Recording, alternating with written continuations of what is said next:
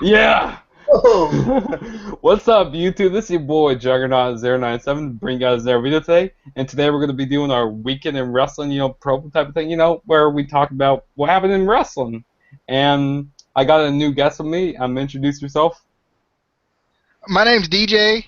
I hope you guys are doing okay today. This was ridiculous. I'm not the new guest though. I just wanted to talk about how ridiculous it was getting this freaking thing started. So you should be appreciative because I love you all like always. Like always. Casey, yeah, introduce yeah. yourself. They don't know you. I'm Casey. If you know DJ, you probably know me. And if you don't know me, you haven't been to the Instant Classic Wrestling podcast. But we're not going to talk about that right now. But you should. You should. It's right. The Twitter's right. Just saying. Okay, so first off, we're going to talk about Monday Night Raw. And, Raw was actually pretty good. I think it was like somewhere in Seattle, Seattle. Yeah, it was in Seattle. And Daniel Bryan's hometown, which is somewhere in there, yeah. And so the show kicks off with like Seth Rollins coming out.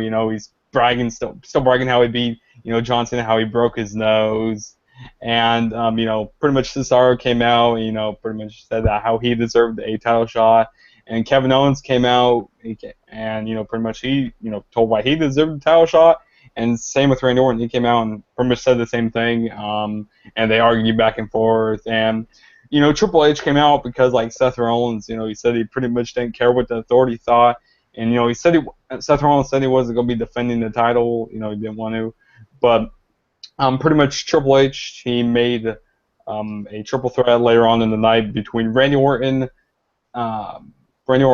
Owens, and Cesaro. So what are you guys' thoughts on this?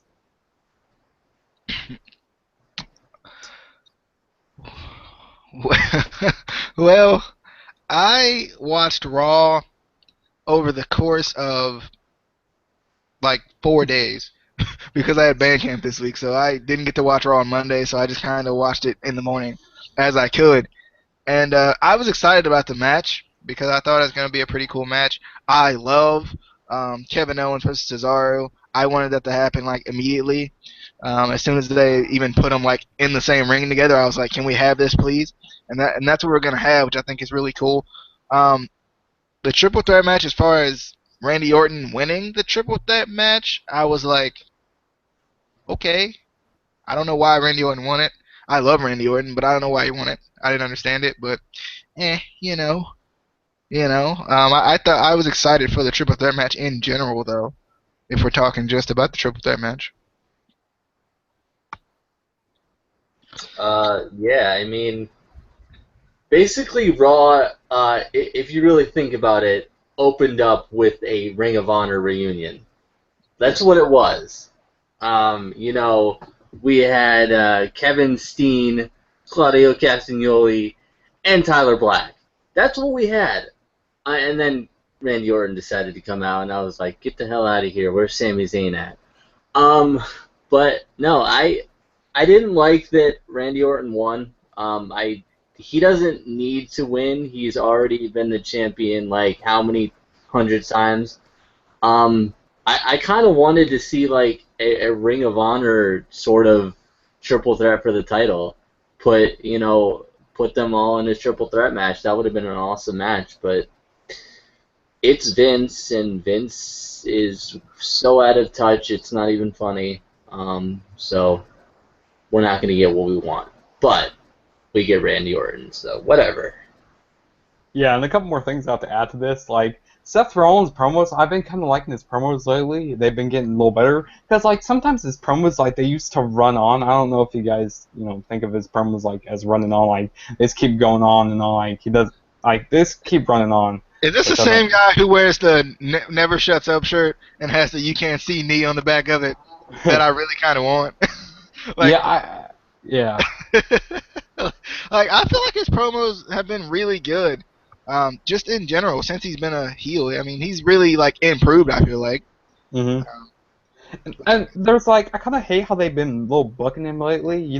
I mean, they're trying to book him as this, pretty much scared, like, heel, like, pretty much running away from all the fights. And I kind of don't really like how they're booking him as I wanted to like stay and do the fight because like he can put on really good matches. Like I love his Ring of Honor days.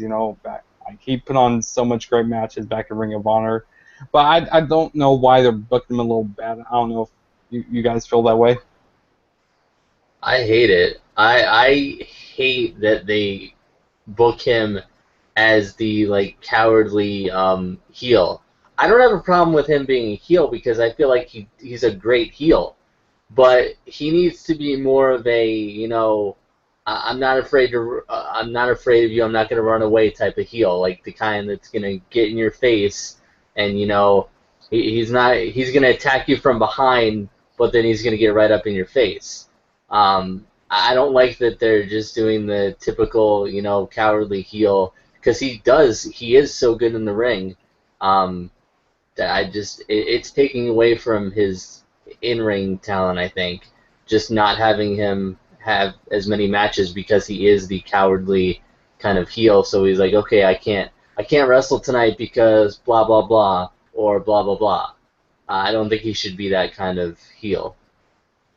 And I also like how he had like John Cena's face on the Titantron. That was pretty cool. Like and he had his like lips moving. I thought that was freaking funny. Like that started making me laugh. What do you guys think about that with the whole lips and stuff with John Cena? I didn't see that entire promo. I kind of heard it through the grapevine, I guess you could say. I heard the promo and I saw the picture, but I didn't get a chance to go back and watch it and see it at the same time. So I thought it was funny though. I was laughing listening to it because I was doing other stuff while I was listening to it. So I was laughing while I was listening to it because I thought it was hysterical. Yeah, it was stupid, but it was funny. It wasn't like I don't know. It was kind of typical WWE type of a thing that they would do, but it was entertaining. So yeah. And so next we're going to talk about we had Team Bad versus Team Bella, which Team Bad consists of Sasha Banks, Naomi, and Tamina. They faced Nikki Bella, Brie Bella, and Alicia Fox. It was who came out on top with this match. I'm pretty sure it was Team Bad who came out on top, if I'm not mistaken. Wasn't it? Yeah, it was Team Bad. I thought this was a pretty decent Divas match. What do you guys think of this match? It's kind of that typical Divas Revolution match. Mm-hmm. My big thing to take from both of the Divas matches that we had on Raw is that we're gonna finally get our triple threat tag team match that we've been trying to get. Casey and I especially have been trying to get for the past month or so. Like we're gonna get that whole six-person triple threat style like tag team match that we've been trying to get. Took them a while, but finally they listened to us. They listened to the only podcast that is always an instant classic. They did. I appreciate it. Thank you, Vince. Thank you, Triple H, Paul. I don't care what they call you. Thank you. Thank you for listening to us. I think. Well, yeah, clearly. First of all, I hate Team Bad. Stupidest fucking name ever. Is it worse than frickin' what is it, BLP or whatever the heck they're calling? PCB. Paige, Charlotte, Becky. Whatever they're calling them now, like they used to be called like the submission like sorority or something. That was. Oh, don't say those words. Those words can't go together anymore. Well, whoever makes up these names, I hope is a guy and needs to be kicked in the balls because they're stupid. But I didn't necessarily like this match just because I don't really like Team Bella. I think Team Bad versus the porno site would have been better. Because, yes, kids, if you didn't realize, they changed the name because of a porn site, which I don't understand what genius didn't figure that out before they named them the Submission Sorority.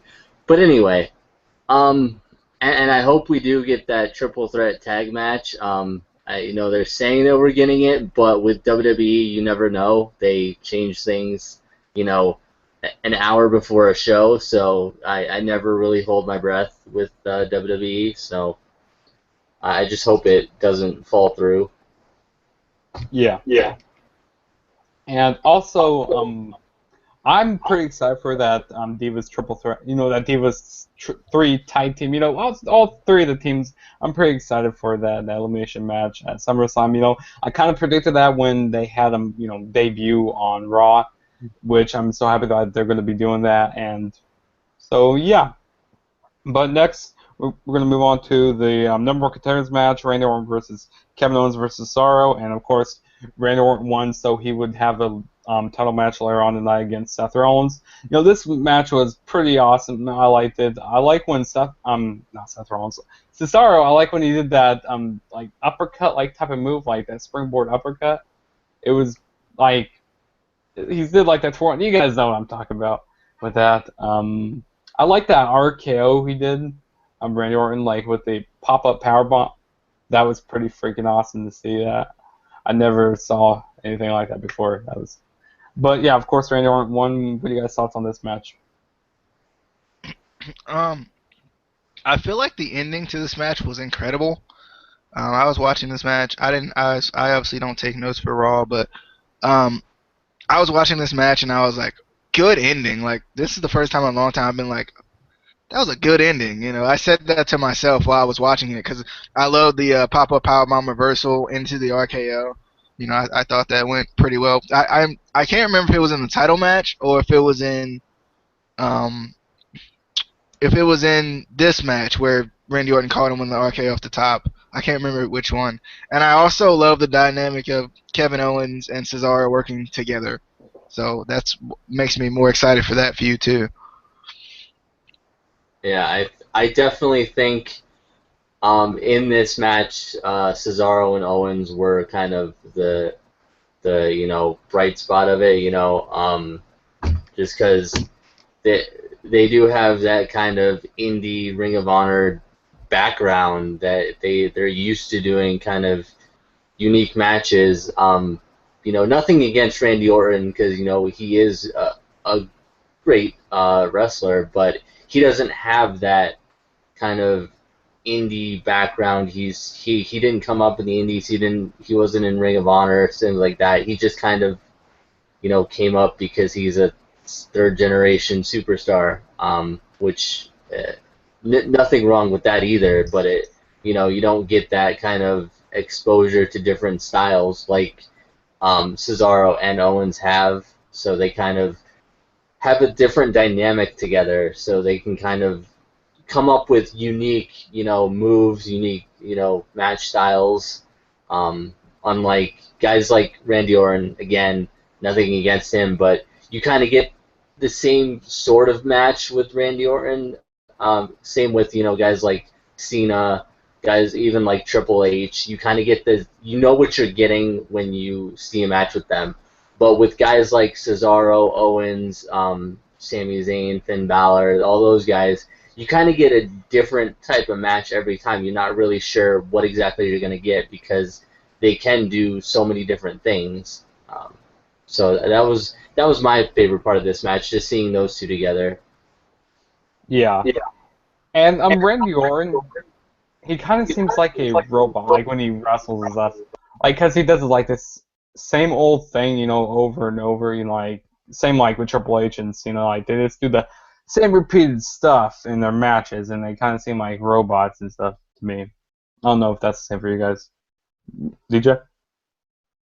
Yeah, I agree with that. I think having exposure to different countries and their wrestling styles and stuff like that, and kind of even going up the ranks and learning the wrestling styles through that, and then molding it into like this WWE, I guess, wrestling style that we see now. I think it always helps a superstar. It always helps as a fan to see these people who have done that because they bring a different dynamic to it. Like I love the Japanese style. When I was watching Ring of Honor, I was like, I just really like the Japanese style, how it looks.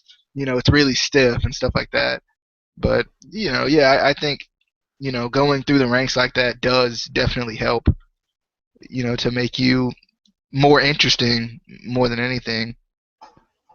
Yeah. And we're going to talk about the best segment of the night. We had Miz TV with Daniel Bryan. It's so awesome to see Daniel Bryan back. Got the yes movement going on over here. Pretty much Miz, he tries to, take pretty much advantage of, Daniel Bryan. Pretty much tries to tell like how, he was. But I'm trying to think of the word here, like not advantage. Like he was acting like he was his mentor. Like Yeah, he was acting the like he was his only. mentor. Yeah, that's the word right there. I was trying to say. Like he's acting like he was a mentor, and pretty much Daniel Bryan goes back and says, you know what, I'm not here because of you.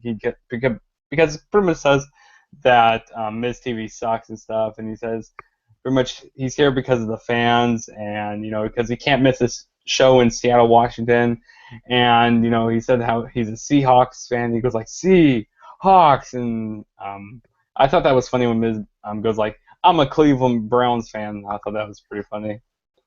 And the crowd started booing him bad, and pretty much we kind of got an update on Daniel Bryan's injury report. He's not gonna be back for a while still, so which kind of sucks. About made me cry during that, but yeah, what are you guys' thoughts on this? Well, I I'm kind of tired of Miz TV with Daniel Bryan because it's always the same thing every time. Like Miz is like, I made you who you are. I'm your mentor. The only reason you're here is because of me. That's all we get every time we see it. And I thought that the Miz disowned Cleveland. Didn't he like disown Cleveland and the Browns when he was a movie Yeah, star, right? So where's the continuity in that storyline? He should be like a St. Louis. Oh God. St. Louis Rams fan or something, like or should be I don't know. He should be maybe like I don't know. I I just mean don't I know. meant a place in California, not St. Louis. Uh, Oakland Raiders fan. Raiders, baby. Oakland, you got the Raider raid? Oh, I got the Raiderade. Bring it on out, man. I got the Raiderade. Ah, yeah. I don't know.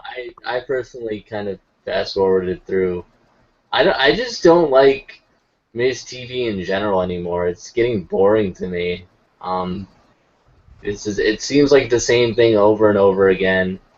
And I didn't really like watching it just because all these shows, these kind of wrestling talk shows on Raw and whatever, kind of started from Roddy Piper, and since he passed so recently, I just don't. I don't know. I felt like they should have, not done it. Not even just because of that, but because I I feel like Miz is so irrelevant anymore that he's the only thing they really do with him is they randomly throw him in the Intercontinental title picture, and then they take him out, and then they put him back in again. I know what he needs. He needs He to be in needs a WLC match. I know. I no. know. He needs another WWE World Title run. That's what he needs. That's No. what he needs. No. Yes, Miz, Miz, Miss Miz. for champ. Miss for champ. Yes, No. Miz for champ. No, just don't. Please, just no. Oh my God. Okay, so now we're going to talk about Neville versus King Barrett, and we also had, I think during this wasn't. Did we have like Stardust out here during this? Yeah, I think we did because that's when the whole like Stephen Amell. Is that how you pronounce his name? Stephen Amell. Yeah, I think that's how you pronounce his name. But yeah, he came in during this segment. I thought this was pretty cool. And this is going to be leading to a match at SummerSlam with Stephen Amell, or the Green Arrow, and Neville, which is the Red Arrow, versus Stardust and King Barrett. I pretty much don't really care. I didn't really. I mean, this segment was all right. I mean, but this celebrity, he's pretty pop. Stephen Amell is pretty popular, so I see why they're doing this. To get more people. They never watch wrestling to get to watch SummerSlam and stuff. So, yeah. So, what are you guys' thoughts on this? I I hate when they put celebrities in matches because you can't take it seriously at all. I want to at least sort of be able to take a match seriously. Like I don't I wouldn't have an issue with King Barrett versus Neville because I think those two put on good matches together. The matches that I've seen of them together have been pretty good. Even putting Stardust in the match with another actual wrestler would have been okay. Even though I think they should have ended the Stardust gimmick a while ago, which apparently they're not going to do. I don't know why. But it's just stupid putting a celebrity in a match. I know it's to get other people outside of wrestling to come in and try to watch wrestling, but they're trying to do that with Tough Enough, and look how well that's working. It's not. But I don't know. I'm gonna obviously watch the match because it's gonna be on SummerSlam, but I don't expect anything from it. Please, please, please, please, please, please, please, please. We can't hear you. You broke your mic again.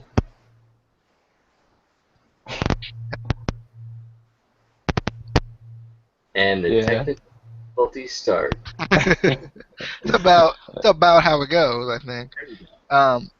But can we please, please, please, please, please, please, please, please, please, please, please, please, please have this on the pre-show? Because I don't want it on the actual show. I got 4 hours to watch of that show, and I don't want this match on it. I'm just gonna pretty much use this as a piss break. Yeah, I want this to not be a match because I'm just not interested. Like Casey said, I can't take it seriously. When they made this match, I was like, why? Why are they making this match? This is not gonna help me at all enjoy SummerSlam. It looks like it's gonna be a really good show, but this match is gonna just take it down just at least a peg. I feel like this is gonna be on the pre-show match because Stardust and King Barrett are like kings of the pre-show. Yeah. I feel like I don't know. From what I've heard though, they're trying to drop the King Barrett thing, and go back to the Bad News Barrett thing, because they dropped the name Wade from Barrett's name. Well, actually, Triple H called him Wade Barrett on Raw. But, apparently they're trying to drop the name Wade from Wade Barrett's name. I mean, normally they don't call him Wade, so I don't know. Like, I'm just not interested in this match. I'm just not. Like, I love Neville, I love King Barrett, and I actually really do love Stardust. But whoever this other guy is that I don't know, I am not interested. Just not. Yeah. And next we're going to be talking about the WWE World Heavyweight Championship match. Seth Rollins defended the title against Randy Orton, and this match was pretty awesome. I liked it. Of course, we had the disqualification at the end where Sheamus came in and he pretty much costed Randy Orton the match. And I go like, come on, cash in! Like I wanted Sheamus to cash in there, but the referee, he was like so confused. He was like, cash in, but Sheamus got RKO'd by Randy Orton, and that was that pretty much. And I like that springboard that RKO that Seth. I mean, when Seth Rollins got RKO when he did that jump, yeah, I thought that was pretty cool. I like that. That was probably the spot of the match for me. I think Seth Rollins he tried doing he did the DDT. I thought that was pretty cool. Randy Orton DDT. Yeah, this was a pretty good match. So, what are you guys' thoughts on this match? This match, I liked it because I really like Seth Rollins, and Randy Orton's been my boy for a while now. I feel like, yeah, of course. But I feel like that springboard RKO, I really liked it. I was like, yeah, there we go. Because I think the RKO at times gets old, but like when Randy Orton, for some reason when he does it to Seth Rollins, I'm just like, can he do it again? Because he always does it to Seth Rollins in some sort of weird fashion, like popping him up out of the curb stomp to do it was ridiculous. And I thought this one looked really good too. So I thought it was a good match though. Was kind of surprised that Randy Orton was in it, but happy nonetheless. And that kind of continues the Cesaro Kevin Owens feud that I want really bad. And it was kind of weird how Seth Rollins landed that RKO. Like, he looks like he landed it a little awkward. I don't know if that looks like to you guys, but it kind of looks like he landed it like on his side a little bit. But yeah. I don't know. I just feel like Rollins is one of those guys who he takes the RKO well. Like, he knows how to take it. There's some guys who know how to take certain moves and make them look better than they already are, and I feel like Rollins is one of those guys. This match was okay. It was a good match. It was too predictable for me. Being so close to SummerSlam, I knew the title wasn't going to change. Even with Sheamus coming out, I knew he wasn't going to cash it in. If anything, he would probably cash it in either at SummerSlam or the Raw after SummerSlam. That's usually what they do. They usually don't do it this close to a pay-per-view. And they really don't change. The title almost never changes hands on Raw anymore. I remember, back like Attitude Era, they would change a lot more often just on like Raw or SmackDown, but it's very rare that it ever does anymore. So it's almost too predictable when they do title matches, especially World Heavyweight title matches on Raw or SmackDown. The last time there was like a cash in like on a Raw was back in I think it was like in 2013. It's like when Damien Sandow won the briefcase and he got freaking buried by Cena. But I remember that one where they had Ziggler. That was freaking awesome. I didn't expect that to happen. Yeah. And he cashed in. And Cena cashed in on Raw too, and lost. And lost. Well, he cashed in a week later, which is stupid. But yeah, so that was Raw for this week, and now we're going to be moving on to Tough Enough, which DJ, I'm going to give you this right here. All right. Tough Enough, basically this week was based on storytelling, which I thought was really cool. The stuff that the main stuff that happened. Jericho did a good job of actually hanging out with the contestants this week, kind of being involved a lot more. The in-ring challenge, the storytelling in-ring challenge, I thought was really cool. It allowed them to go one-on-one and have a match and tell a story. Like you had, for example, ZZ and Josh had the David and Goliath, that kind of ultimate underdog type of thing. You had Sarah and Amanda with their nice girl, mean girl type stuff.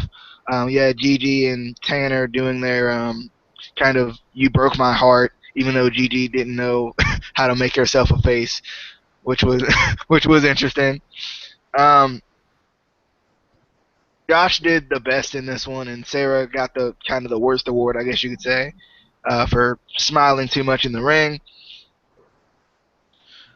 John Cena was here.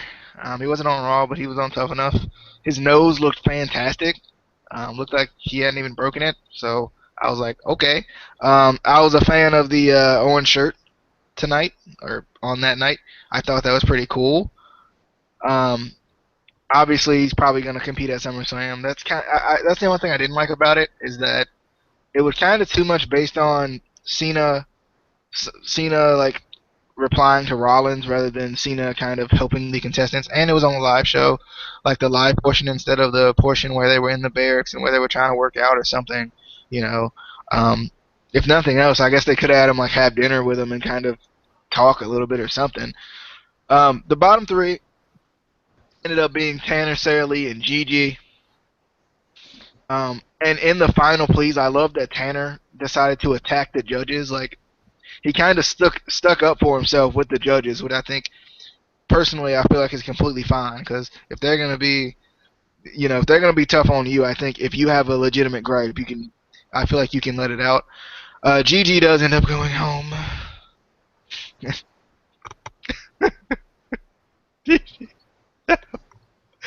Gigi ends up going home, and I actually found this out before I actually watched the show. Like, I watched pretty much everything late this week, and I I found this out by accident via Snapchat. So watch out for Snapchat too.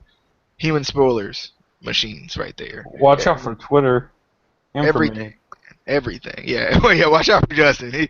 Human spoiler machine, man. Watch out. Watch out for him. Yep. Um, I guess I'll give it to Casey, and then Justin can finish it out. Casey, you got any thoughts on Tough Enough for the week? I got a couple thoughts. Cena didn't do shit except for give a promo. I feel like I was thinking about this today. Just thinking about Tough Enough while I was watching NXT, because as usual, our episode is going to be late for our review. But anyway, I feel like Sarah, it would help her to kind of work with Bayley, because they're kind of similar, and they're happy, they smile a lot, hugs, whatever. But Bayley could help her kind of, get used to being more serious in the ring, I feel like. I like this week's challenge, though. It felt more like, getting them ready to actually, work in the WWE and, be a wrestler. But even though we still haven't really seen them learn much wrestling, which is still an issue that I have with this season's Tough Enough. But I'm glad Gigi is gone. But I'm afraid that next week it's going to be easy going, because usually it's male, female to kind of keep it even. But hopefully it's Amanda. I don't know. We'll have to see what goes on. But I thought it was generally a good episode. I like DJ was saying, I wish they had Cena actually do something in the barracks or in the training facility. Actually have him at least get in the ring and help them work on storytelling. If nothing else, he doesn't have to actually do any moves in the ring, because he did just have surgery on his nose, whatever. So he doesn't have to do anything real physical, but he could actually do something, not just give a stupid promo on the live portion, because I felt like that was a waste of time, really. He did talk to them a little bit, but it wasn't enough for me to actually care. Yeah. And, my thoughts on Tough Enough this week. It was an alright show, Of course, they did the storytelling. I like how ZZ, I'm not the biggest fan of ZZ, but I like how he did his, facial expressions during, during the storytelling. That's pretty cool. But Gigi, she was being the heel during that, so, yeah, of course she went home during the bottom three. And Tanner, I like how he, when he did that, roll up and, he went outside the ring, he got in the wrestler's face. I thought that was pretty cool. And the thing with, Chris Jericho being there, pretty much spending the time with the contestants, stayed over with them. And I think it was Tanner, he was, all hung over, his hair was all messed up, which was so bad. And also, of course, you had Cena there, which freaking this is the Million John Cena T-shirt that came out. Freaking, he looks like a fruity pebble. Geez, this is bad. Pretty much did a promo thing. Pretty much telling that he accepts the match at SummerSlam, and his nose looks pretty good, DJ said, his nose looks really good. And I'm kind of happy Gigi went home, because I don't know, I just really haven't been the biggest fan of her. She doesn't really connect with me. Have you seen the girl? Yeah, I've seen the girl. She's hot. Exactly. Amanda's still here because of what reason? Hot. You know what, DJ? I'm going to bring that up when we have our importance of women's wrestling video. Because they're hot. That is not an important reason. Okay, so now we are going to move on to NXT, which I'm going to give Casey this right here. Alright. We're going to talk about some NXT. It's a pretty good week. Again, just kind of one of those episodes, kind of gearing us up for the next special events, because they're not pay-per-views anymore. It opened up with an interview, I guess last week, with William Regal, talking about how Kevin Owens wants a ladder match for the title because he doesn't trust Regal, even though, Regal could still screw him over with the ladder match. So I don't understand the logic there. Next we got Solomon Crow versus the Perfect 10, Ty Dillinger, which is the stupidest gimmick I've ever heard. Not only that, but I'm still upset that they just completely forgot about the feud with Ty Dillinger and Jason Jordan. I'm still waiting for that. But I thought this was a good match. I wasn't impressed with Ty Dillinger, especially this new gimmick that they have for him. But I feel like Solomon Crow is kind of one of those guys it was a good idea that they put him in a match with, because he always makes guys look good and still looks good himself. Then we got a stupid little segment with Zack Ryder and Mojo Rawley, and Justin or DJ, you can stop whatever you're doing right now. I don't know what that is, but anyway. Yeah, we get a stupid little a sort of outside segment with Ryder and Mojo. I don't know. I'm not even gonna go over that. Baron Corbin. Not gonna go over that either. It was another stupid 2-second match. But it basically did set up a match with him and Samoa Joe at the pay-per-view, which is I feel like it's going to be a good match. Hopefully they book it right. We got another little short video on Bull Dempsey and his path to getting fit, because he's fatty apparently, and that's not okay anymore. I don't know. We got a special message from Tyler Breeze, basically kind of talking about his match with Jushin Thunder Liger, saying that again, what is DJ doing right now? Basically talking about how he requested a match at TakeOver, and William Regal didn't disappoint. He went to Japan and got Jushin Thunder Liger, similar to when he went to Japan and got Hideo Itami. And what did he do with Hideo Itami? He disposed of him like garbage, and that's what he's going to do with Jushin Thunder Liger. Then we got a Marcus Louis versus Finn Balor.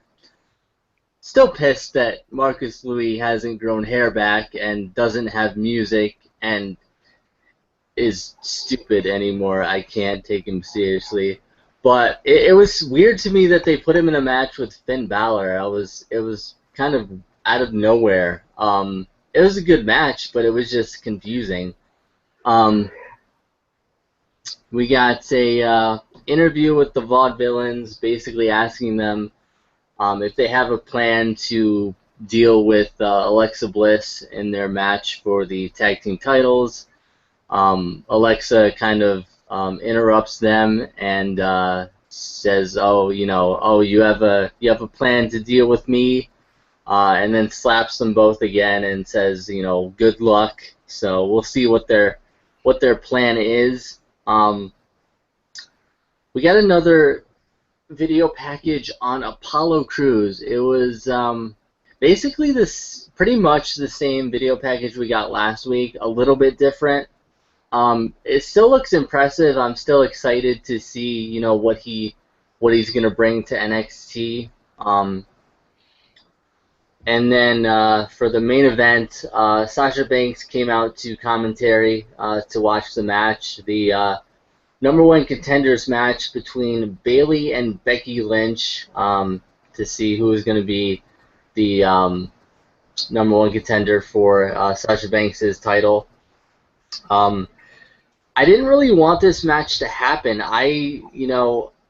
Although I'm pretty sure this is somehow going to turn into a triple threat match, it just seems like it. I don't know. I kind of want both of them to be in the match anyway.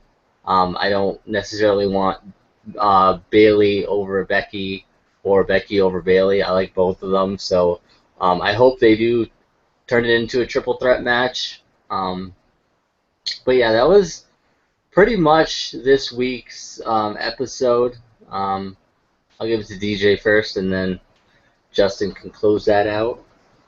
All right. Yeah, man. Yeah, man. This is all I got for you guys. Perfect 10, man. I kind of liked it. Simply because it just wasn't generic. Like, that's all we've seen from Ty Dillinger since he broke up with Jason Jordan. Is like just generic. At least they gave him something. They gave him something to kind of take the ball and run with, or at least take the ball and fall down with. I love how everything he did had to end with the 10. I was like, okay. It's a little stupid, but I like it. And I just love Solomon Crowe in this match. Like always.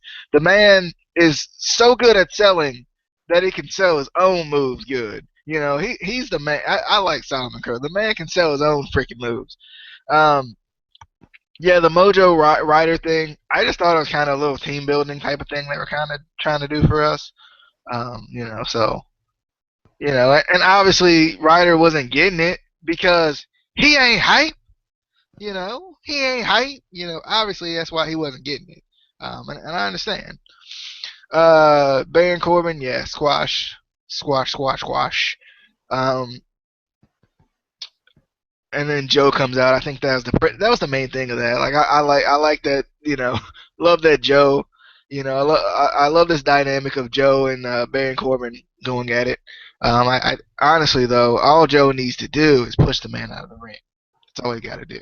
Because obviously Baron Corbin can't fall out of the ring correctly. So just push him out of the ring, you'll win automatically. And if Steve Corino was commentating, he called it a DQ anyway. So either way. The Bullfit video. This man has a shirt now. I don't think he even had a Bull Dempsey shirt, and now he has a Bullfit shirt. Okay, then. I take it they're going somewhere with this. I take it that Justin doesn't like Bull Dempsey because he's fat, is what Justin would say. Because he doesn't like ZZ, and his words, I quote, because he's fat. It's exactly how he told me that. So he's fat. He's fat. He's fat. Not a fan. The Tyler Breeze promo, was perfect. Even though I got my phone upside down. Marcus Louis, where's your hair, son? I don't know where his hair is gone. I think they put like Nair on it every time he comes out just to make sure it doesn't grow back real quick. Bob Villains, doing their thing. That's just a shame. Alexa Bliss needs to settle down. You cannot slap the soon-to-be tag champs. Shout out to Big E for helping me with that one. You can't slap them. Come on. I don't know what they have a plan to contain, but my phone's been going off the hook tonight, so I take it they're about to call me, and make me hold her, just hold her, make sure she doesn't go anywhere, give her a nice hug, maybe hug Bayley style, just make sure it's nice and family friendly. And then the Bayley Becky Lynch match. One second. Yeah. Mia, I can hold her. I can hold her. No, it's cool. Yeah. I got you, Aiden. Good boy. Good boy. Yeah. Got you. What up, boy? Yeah. All right. Cool. I got you. Sorry about that. Sorry. I had to call. My bad. Look, so it looks like Casey got the job. Darn it. I'm sorry, Okay, DJ. then. But Bailey and Becky Lynch, I thought it was a good match. I think I was watching Bailey in this match more than Becky, and not because she's hot. That was not my reason. Shout out to The Miz for that one. Actually, I wanted to see what Bailey could do because Becky has proven herself, and I feel like Bailey has proven herself to a certain degree. But I feel like I still want to see more from Bailey. I still want to see that match where I'm like, okay, because Becky had that match against Sasha Banks last time, so I feel like maybe that's what this match is gonna do. But the transition into the Disarmer was ridiculous in this match. I was like, yes, thank you. She did win via roll up, so that may be something where they try to push a triple threat match into this or something. Not really sure. But I'm excited though about Takeover. Definitely got some excitement flowing. Yeah. So we had first match of the night, Solomon Crow versus Ty Dillinger. I kind of like this new side of Ty Dillinger. This new gimmick, this perfect 10 gimmick, where he flashes the 10 on his hands. He got the win. That vicious knee that he did, that was pretty awesome. I like that. And he got the win. So I don't really know what they're doing with Solomon Crow because, I thought they could, do a little more stuff with him. Because, they need to do this, hacking gimmick with him, where he hacks this, way into WWE Network to get, a NXT Championship match. I think they should do that. That'd be pretty interesting. I would like to see that. So I'm pretty cool if they would do that.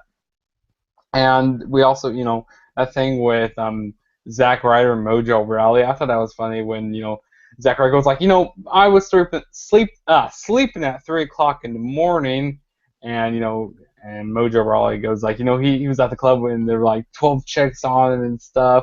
I thought that was funny. That made me laugh during that, and he was just Zack Ryder was confused why he was in his tights, getting ready to wrestle. And of course we had Baron Corbin versus Axel Tischer, pretty much squash match. End of days, and he won. And then I think other jobber came out, don't even know his name. And then of course we had Samoa Joe. Steve Cutler. Steve Cutler, there we go. I knew it was something Cutler, but yeah. Then we had Samoa Joe came out, pretty much, we got them, they had a brawl a little bit, and Joe put him in the rear naked choke, and Baron Corbin passed out to it. So yeah, so they're gonna be having the match at NXT Takeover, which, I think that's gonna be a pretty good match. Hopefully it'll be better than that Baron Corbin versus Bold MC match they had at the last Takeover, because I think that was at the last Takeover. I'm not mistaken. Yeah, it was. So yeah, and also we had Finn Balor versus Marcus Lee, and Marcus Lee, I don't know if this guy reminds me he reminds me of Kane. He reminds me of Kane, Corporate Kane, for some odd reason. I don't know why. It was he's all dressed up as him, and he kind of did a modified choke slam during this match. He put his hand right here, and he did a modified choke slam. I don't know. I think they're pushing him Kane, kind of, in my opinion. And he has no music. He's just. If I see him start foaming out the mouth, I'm gonna run. I'm just running away from that. So my question about the no music thing, they did a good job with it this week. At least it wasn't terribly awkward like the first time they tried it. I don't know if the first time they tried it.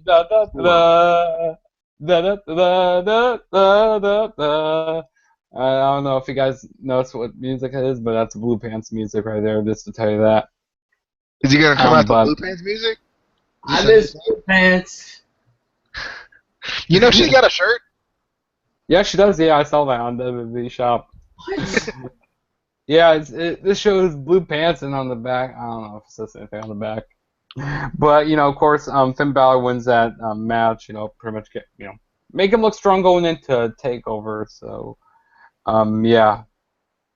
And we had, the Vaudevillains interview, pretty much they're telling how they're going to be, pretty much containing Alexa Bliss, which we found out who the person who's going to be containing her, which is Casey.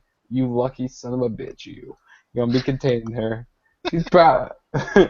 But, she slaps him at the end. Her all night long.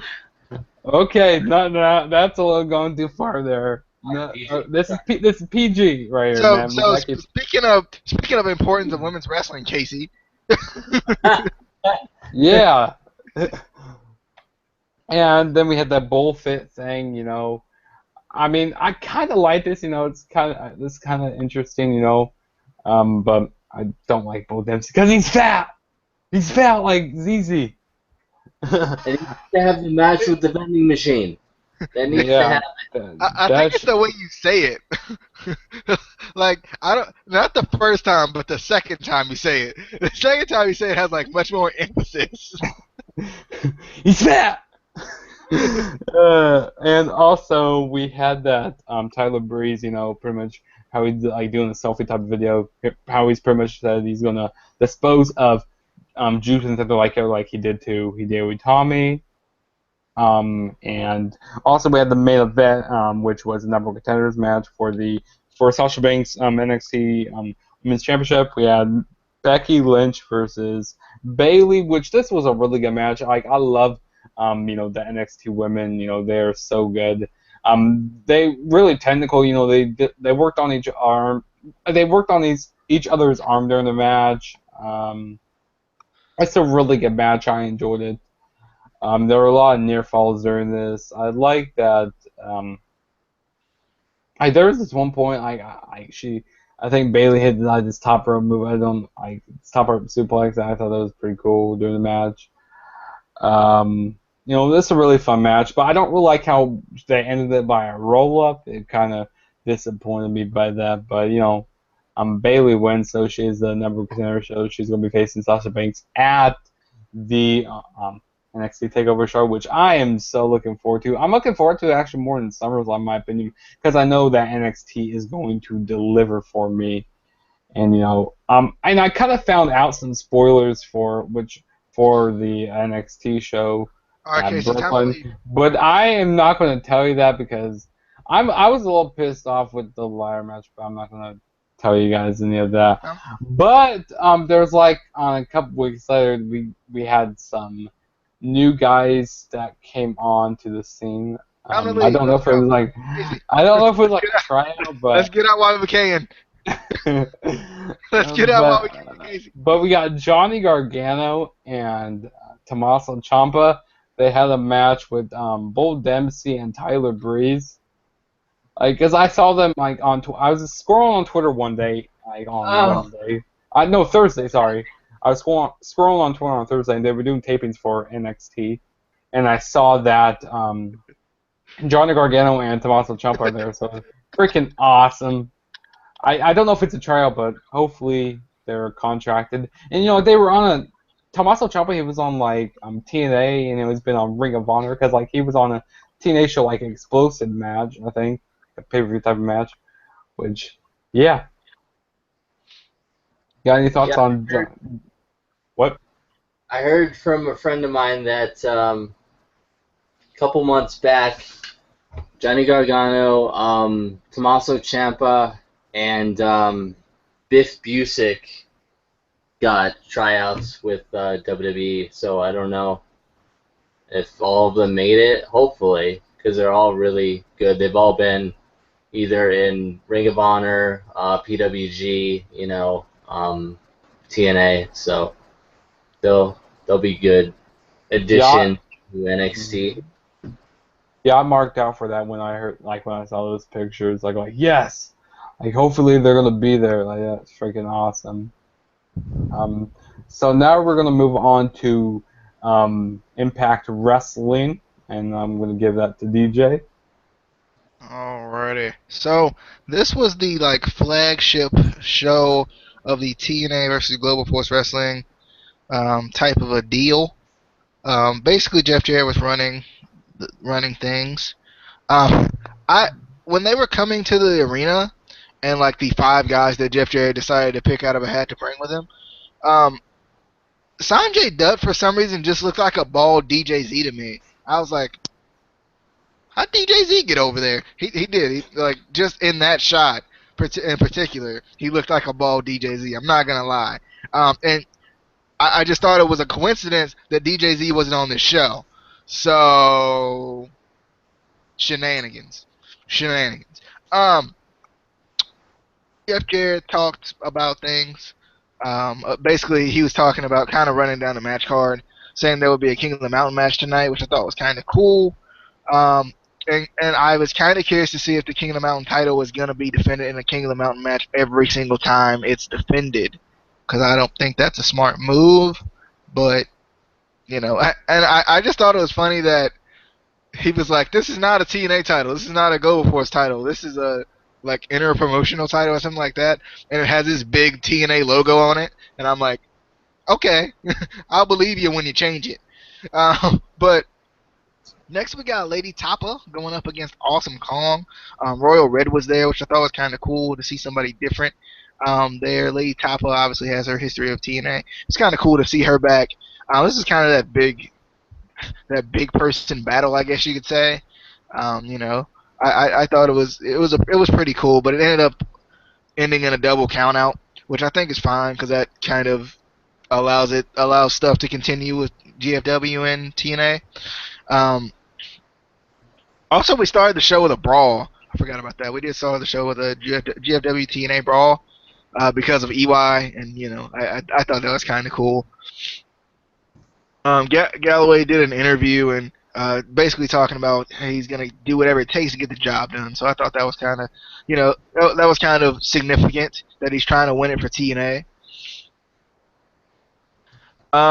Next we get Bobby Lashley versus Jesse Godderz, and I was like, since when does Jesse Godderz anywhere near the caliber of Bobby Lashley? Like, I like Jesse Godderz, but I don't think I would put him up there with former world champion Bobby Lashley. I just wouldn't. But I mean, he held his own in this match to a certain degree. It was still kind of a dominant match by Lashley, but he had some good stuff. EC3 cut a promo, kind of just talking about Matt and talking about how Matt was talking about how he wanted another shot and the people wanted another shot, and EC3 was like, I respect you. You want another shot? Well, the answer is no, in typical EC3 fashion. I don't know if you guys read Tyrus's tights, but they say the glorious unicorn of Swole on them. I don't know if you guys have ever taken the time to read them, but I did, and I was like, okay, all right then, that's cool. Chris Morinsky, who is Chris Masters, is kind of getting ready, and what got me interested in this one was that he calls himself the Adonis, which is also what Jesse Godderz calls himself. He calls himself the modern day Adonis.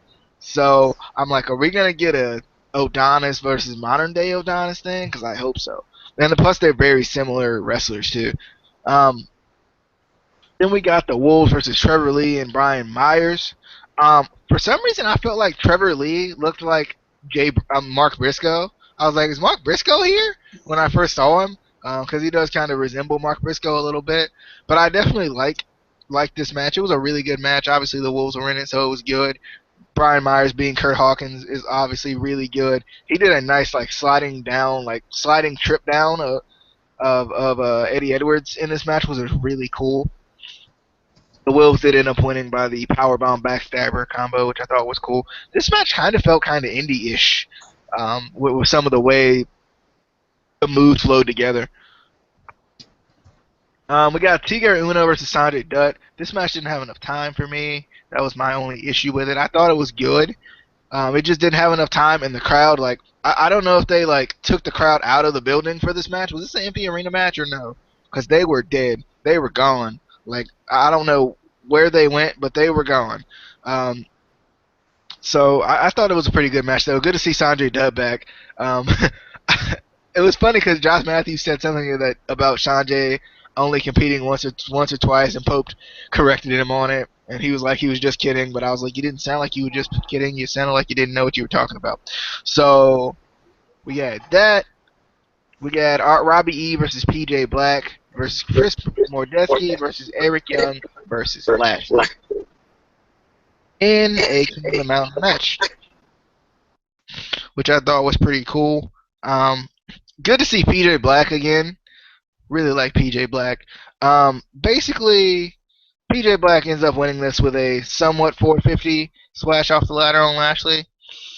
I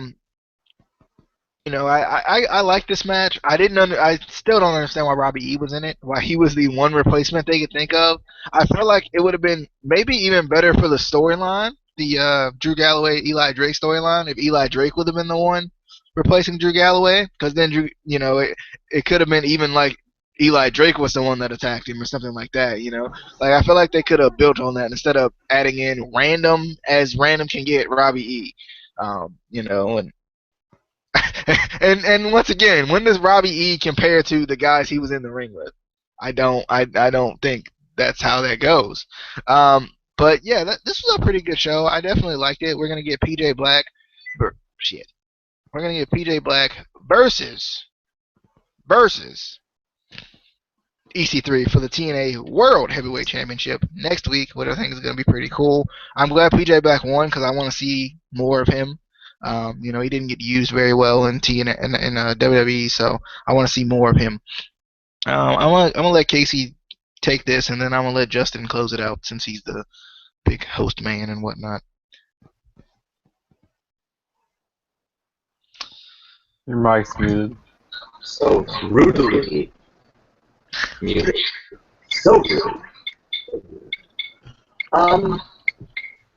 There's a couple things I didn't like about this show. Not generally the show, but the King of the Mountain title is the television title. I'm gonna fight this until they actually change the title or take the TNA off of it, because it is literally just the television title. They were so lazy that they just took an old title, didn't change it at all, and just anyway. And I like how he said, it's an interpromotional title. So does that mean we're going to see this title possibly in Ring of Honor?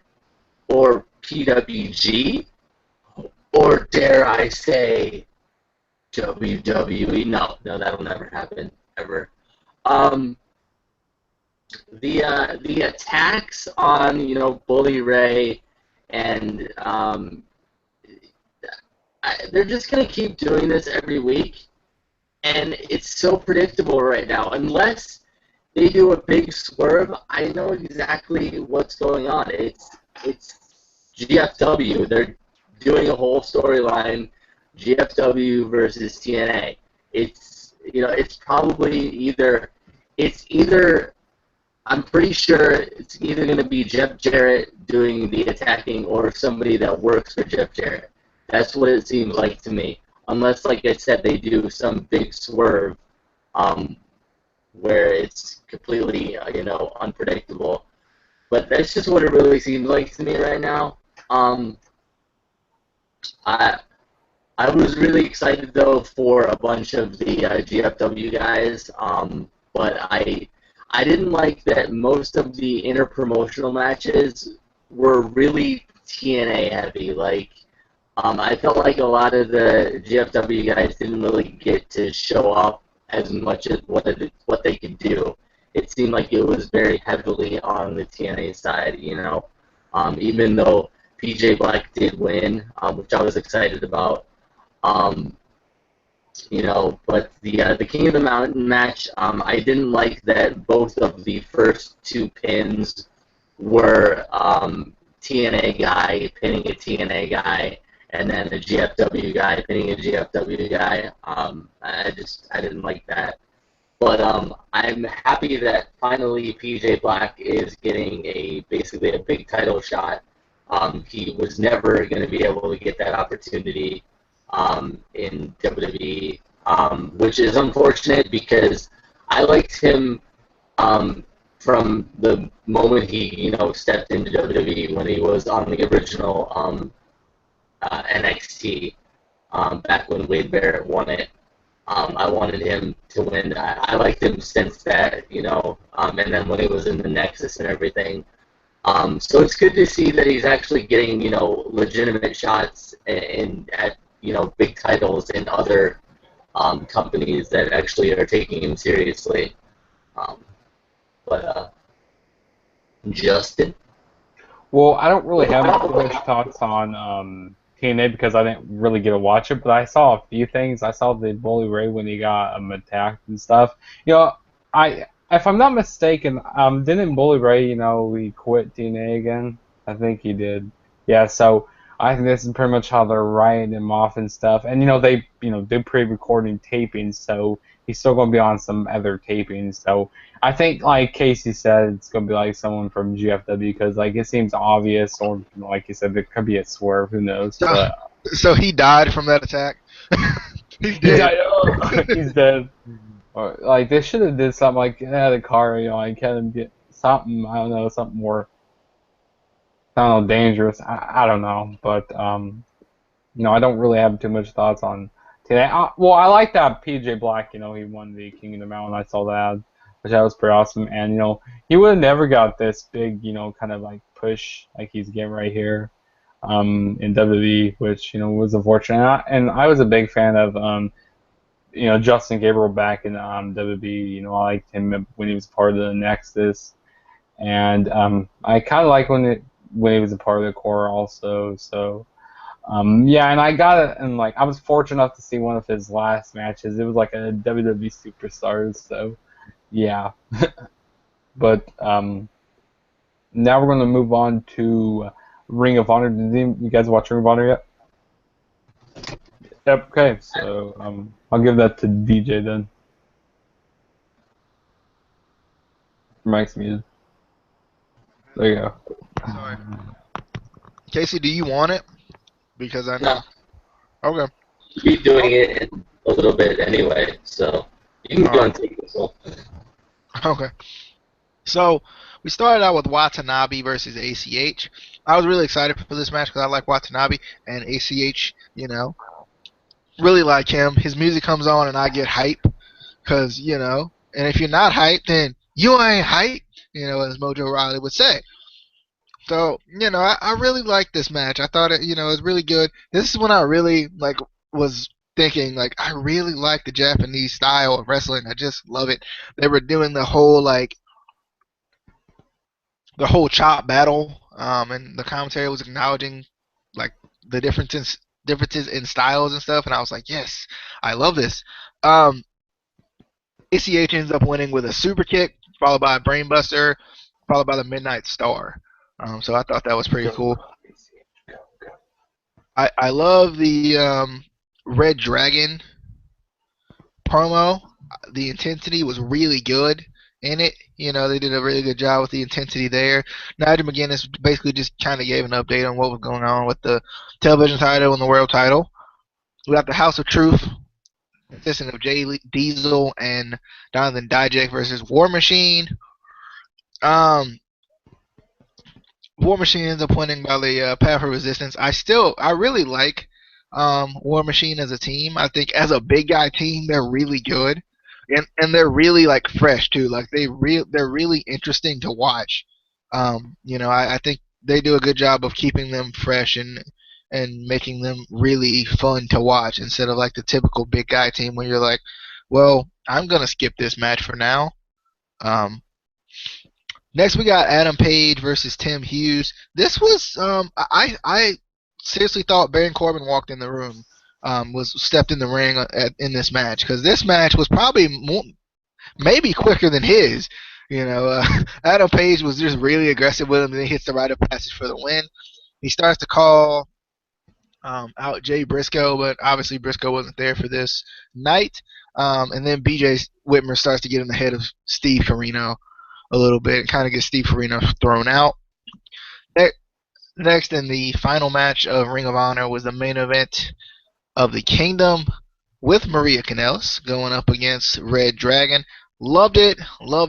Adam Cole, he came out to kind of support both teams. He was saying, I love how O'Reilly just can lock a submission out of anything. Like he's not even here right now, and I fear for my life that he may lock a submission on me, because that man like they did a sunset flip and somehow was in an arm bar after that, and I was like, how?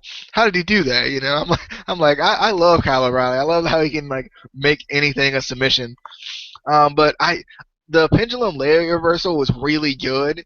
He was going for the pendulum layer and got caught with a super kick, and I was like, I was like so like I was like yes I want more. They do the Hail Mary on the floor. On O'Reilly, Adam Cole was not happy. We get a super kick, spear, Hail Mary for the win by the Kingdom. And they were going to go for the Hail Mary again, but Adam Cole jumps in. So still building on that dissension between Adam Cole and the Kingdom. I thought this was a really good show. I thought everything went, all the matches were really good. Adam Page got his Baron Corbin squash match tonight. And I just thought it was a good show. I want to see more of Donovan Dijak though. I don't love Jay Diesel, but I think he's decent enough to keep up. But Donovan Dijak, I feel like is still really good. So I guess we'll start with Casey, and since Justin's got to close it out anyway, we'll start with Casey. I actually muted myself that time. Exactly. I'm going to be pretty short on this one, because it's a short show anyway. I didn't see the Red Dragon promo. That might have been cut out of my version, because I know, there's different versions that go out. Some things are cut out of certain, I don't know. But I don't remember seeing a Red Dragon promo. But I agree with DJ. I love War Machine. They're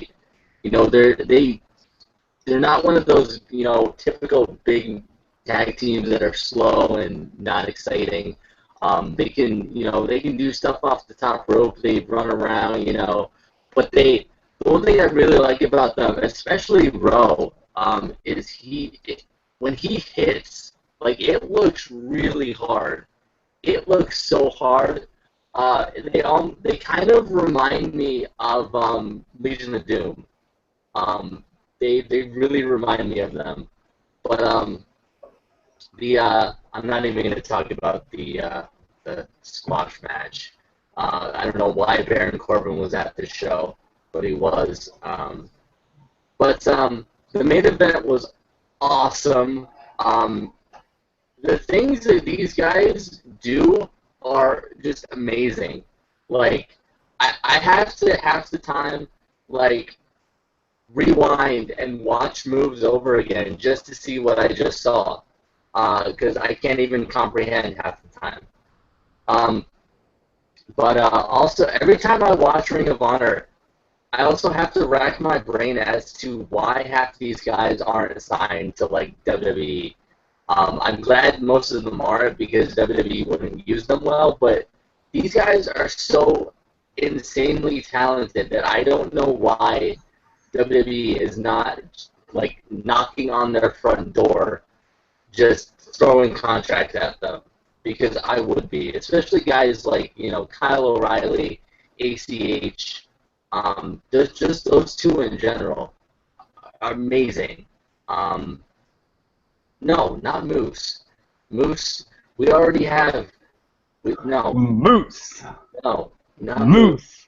Not Moose. Yes. That's gonna be going hot next year. Like at WrestleMania 28, we had the Yes movement. Well, guess what? Guys gonna have that going on for WrestleMania 32. Moose. Yeah, but back to what you're saying. Go ahead. Okay, well, I guess I'll go. So, of course, we had the first match tonight. We had ACH. He defeated Watanabe. Pretty good match. I liked it. I like how they talked about the different styles, like DJ said. That was pretty cool. And I like the different styles they have, with the Japan. Like they have that strong style, like where they mean to drop them on their heads and stuff. Like, because if you ever watched New Japan Professional Wrestling, I mean, it's just crazy. They mean to drop them on their head. Like they mean to do all these chops and crazy stuff. But with the super kick, ACH winning, good opener. I liked it. And so yeah, and then also we had War Machine. They defeated the House of Truth. Not really much to say about that. But of course we had that squash match. Adam Page, she defeated like Tim something. I can't pronounce his last name very well. How do you pronounce his last name again? Who? I can't pronounce his name very well. I'm gonna botch that. But pretty much that was a squash match. And the main event, freaking awesome. The Kingdom, they defeated Red Dragon, and I always love Kyle O'Reilly. How he can do like turn different submissions into things, and it's just crazy how he does this stuff. And I love his PWG days. Like I always love his matches in PWG. Freaking amazing. And like if you guys never checked out PWG is the bomb. I guess probably one of the best indie wrestlings because like the last matches I saw in PWG was like Zack Sabre Jr. versus Roderick Strong. Freaking amazing match. Like it's crazy how much technical stuff and like they do in PWG, and like it's crazy how stiff they work in PWG. Like, and they do crazy spots also. But back onto this match, this match was very good. I enjoyed it. Sometimes, like Casey said, I have to go back and rewind to like see like what the hell that was. Sometimes because like I can't even. Sometimes I don't even know what the heck to call some of these moves that they do, and like some of these matches and stuff. And like it's so fast paced and it's really good, and yeah. But yeah, I thought this was a really good show for this week, and so yeah, that was some Ring of Honor. And you guys have any more thoughts to say? What? Divas? Total Divas. Hell to the no. No Total Divas on this. But I haven't watched it yet, so let's not talk about it so I can watch it. Yeah, let's not talk about it. Yeah. There's really no news from this week. Really Yeah. that much. I don't even know if there's any from last week. I mean, there is some to tell about. Like this guy named Josh something, this MMA fighter, UFC fighter. He's potentially might want to come to WWE or WWE or TNA. I don't know how. Oh yeah, I know, because since Casey wasn't on the last one. How do you feel about Dana White calling wrestling fake? Dana White can go fuck himself. No. I don't know. I've been a wrestling fan since I was 8 years old. So when I've heard people say wrestling was fake since I was 8 years old, and I could say the same thing to them about their favorite TV show. Just because it's acting, it's fake, whatever. But again, go try to fall down and make it fake. You can't. Like, the stuff that they do in the ring is still, it's still physical. You're still, you can't fake a fall. You can't fake gravity. So, I don't know. He can say what he wants, but I kind of like how all those wrestlers are firing back and stuff. Austin Aries, how he showed he was like, "Hey, how'd you like this fake headbutt?" Like it showed a whole bunch of blood going down his face. I like how Bully Ray talked about, how he said, like Brock Lesnar, like fake Brock Lesnar, he made the most money for you guys. I like how he said that. But a whole bunch of wrestlers they supported. Professional wrestling. And I think what was really funny is how, people were talking about how most of the guys who are his biggest draws are, used to be professional wrestlers. Like even CM Punk to a certain degree. Like people who weren't watching him, like I'm probably gonna watch, if not all of them, most of CM Punk's fights, just because he is a big draw. And I feel like that's one of the issues with UFC right now anyway. Is they don't have enough big draws to keep me wanting to buy their pay-per-views. They have Rousey, they have Silva, they have Conor a couple McGregor. of guys, a couple of girls, but for the most part, I'm not like unless I see somebody I really like maybe Kevin Gastelum too. Like those are those are pretty much the only people I watch fight. I'll watch fights just to watch them, but I don't necessarily like. I'm not gonna necessarily watch it just to watch it most of the time. Like if I'm just doing nothing, I may be like, yeah, you know, something to watch. Even back before, uh, UFC and Ultimate Fighting was really big, a lot of guys who either started in Ultimate Fighting and then came to WWE, or were in WWE and then went to Ultimate Fighting, got a lot of the fans into Ultimate Fighting. Like guys like Ken Shamrock, who originally started out as an Ultimate Fighter and then came to WWE and then went back. You know, that was back, like I said, way before it was as big as it is now. You know, back in the '90s. So to say to kind of stab those guys in the back and say, okay, what you did was fake. They helped you get your company, your sport, whatever, to what it is today. I just think that's disrespectful. Yeah, I do agree with that. And I'm a person who doesn't like think wrestling's fake. I mean, I know it's predetermined and stuff, but all the bumps that they take, like all the, they get they get hurt too much for it to be fake. You know what I mean? Like with the Cena broken nose, and I'm like they just get hurt for too much for it to be fake. And also, I like to see Dana White try to hop in the ring and try to do professional wrestling because he wouldn't know how to do this stuff. Do professional wrestling. There's a big difference between fake and choreographed. Mm-hmm. Basically, what professional wrestling is, it's choreographed. You set up a match. You kind of before the match, you'll talk it over and kind of what are you gonna do. But even in the match, sometimes they'll do whatever. Especially good, like really good guys can just go into a match and right off the top of their heads, do a match. It doesn't have to be choreographed or whatever. But yeah, I mean, you can't fake. Like we said, you can't fake a fall. Accidents happen where they do actually get hurt. So I don't know. I just don't think fake is the right term to use. I mean, maybe if he would have used predetermined, like that would have been so much better for him to use predetermined. I mean, that's better. Or choreographed or something like that. That would have been so much better. Scripted, maybe a good word. Scripted, that like any of those words would have been great to use because go back to talk about Mick Foley and stuff.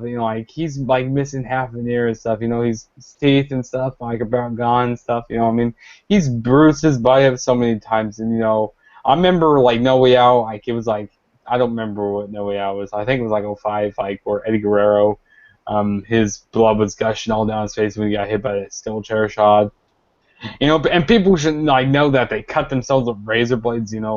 Back. They don't cut themselves anymore, but they cut themselves with razor blades. And geez, I don't think I would ever do that. I mean, back in ECW days, they used to do a smaller cut, and they used to take painkillers, and that would give them more blood. Get the blood going more. So ask New Jack how fake it is.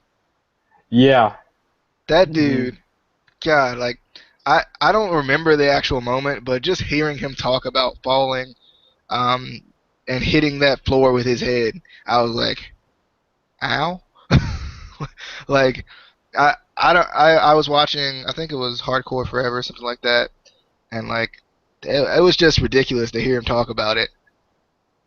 And people should know what the ring is made of, what I mean? Because that mat is very thick, what I mean? It's so thick, and you got wood under there. I mean, that would hurt taking bumps on there. Because I actually, took a bump in the ring before, and I did not land very good, and I had a concussion because I felt my hands getting all numb, and I'm not doing that again. That didn't work out very well, but yeah, but there wasn't really a whole bunch of news for this week, in wrestling.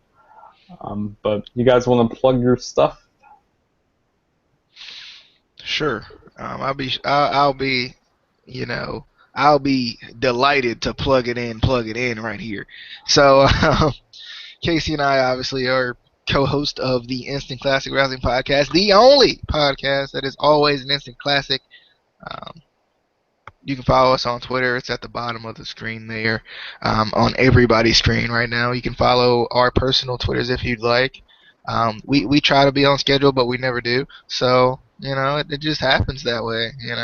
Um, and we don't have a terrible catchphrase like WWE Network, just like Netflix. And I'm like, so no, we don't have terrible catchphrases like that. So there you go. There you go. Casey, do you have anything to say? Follow us and watch our videos and be our friend. Cause yeah, I don't know. Yeah. Like you guys agree, right? The WWE Network slogan that Michael Cole uses is terrible, right? Yeah, I do agree. Like, they need to replace the whole commentary team. Like, they need to bring up the NXT commentary team because they actually talk about the matches. But Vince McMahon probably would tell them to talk about random shit. I'm serious. Like, Anything that Michael Cole does is terrible. he's an ass kisser. The way Fuck you, he Michael Cole. is terrible. Oh man, JBL is even worse. Like, geez, don't even get me started with Oh, JBL. He's worse than Michael Cole. You sir. I need good old JR back, man. That's who I need. Good old JR. JR, yeah, we need JR back. You just Yes, need we JR. do. Yeah, I need some of that barbecue sauce. But yeah, don't forget to follow me on Twitter at the TrueJSB, and don't forget to hit that subscribe button on all of our channels. Just one little subscribe. That's all it takes. Just one little. And don't forget to follow Don't forget to follow the Instant Classic Wrestling Podcast on Twitter, and don't forget to subscribe to the Instant Classic Wrestling Podcast. The only podcast that is an Instant Classic. I just love saying that. And don't forget to subscribe to my channel Juggernaut 097, which is down there. All that stuff right there. But yeah, this was our weekend in wrestling talk. You guys have anything else to say? Hi, Grandma. So pretty much we're saying peace out. Catch you guys in my next video.